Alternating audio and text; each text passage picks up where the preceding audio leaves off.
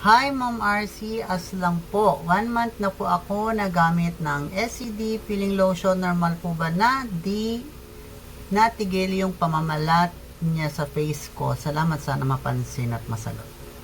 So, hi po mga ka-Diyosa. Well, to tell you honestly, may video na rin ako tungkol dito sa ganitong klaseng question. Pero sige, sagutin pa rin natin yan. Kung sakali man na bago po kayo dito sa aking TikTok account na RC Diyosa, para din dun sa mga new followers natin and then makahabol din kayo. But again mga ka-Diyosa, for more product knowledge and video tutorials, especially regarding the SCD Peeling Skin Lotion, i-check nyo lang po yung playlist dyan sa baba. Available na po yan sa ating RC Diyosa. So okay, let's go back on your question. Normal ba na nakakaranas pa rin tayo ng pamamalat habang gumagamit tayo ng SCD Peeling Skin Lotion, lalo na kung 1 month na tayo or 2 months na tayong gumagamit dito sa face natin? The answer mga ka-Diyosa is yes po, dahil coming from the word itself, peeling. So, in Tagalog po ay pamamalat, syempre.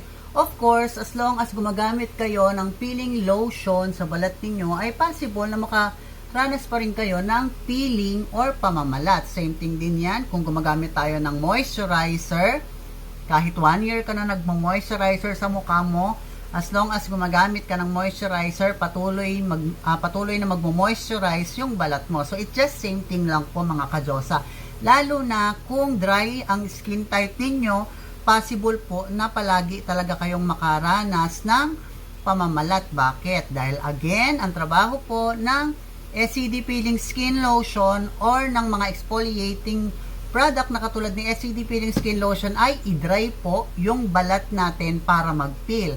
Ngayon po, kung ang balat natin ay talagang dry skin type, possible palagi tayong makakaranas ng peeling effect.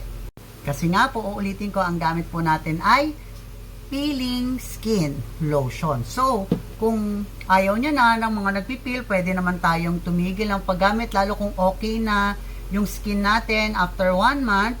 So, pwede naman tayong lumipat dito kay SCD Sakura Serum. This is a skin hydrator. So, which means, nahahydrate niya yung skin. Kabaliktaran naman yun ng pagdadry ng balat. So, skin hydrator po si SCD Sakura Serum. Ito rin yung ginagamit ng mga taong ayaw ng nagbabalat, sensitive ang skin sa mga peeling product na katulad ni peeling lotion, at yung mga naka more than 2 months na napaggamit ito sa face nila, dito na po sila lumilipat. Ito po yung ginagamit nilang facial maintenance para mapahinga yung face nila since ayaw na nila muna ng mga nagbabalat-balat. However, mga ka-Diyosa, kung let's say Ma'am RC 2 months pa lang, 2 months po ang sabi nyo na pwede siyang gamitin sa face namin. 1 month pa lang po ako. The problem kasi, parang lagi siyang nagbabalat. Meron po ba kaming pwedeng gawin? Yun yung una, pwede tayong tumigil. Pangalawa, pwede naman po tayong mag-apply ng mga moisturizer during daytime. Pero wag po natin siyang isasabay dito. Kung sa SCD Peeling Skin Lotion po ay nagsisilbing night cream natin for our face. So sa gabi siya nilalagay bago matulog. Then sa umaga, pwede naman po tayong mag-moisturizer. Regarding sa brand, kayo na pong bahala. Basta pwede kayong mag-moisturizer dahil ang trabaho ng moisturizers ay i-moisturize syempre yung balat natin kung sobrang dry niya. So, yun lang mga ka-Diyosa. And hopefully nakatulong ang video na to sa iyo and have a great day. Good night!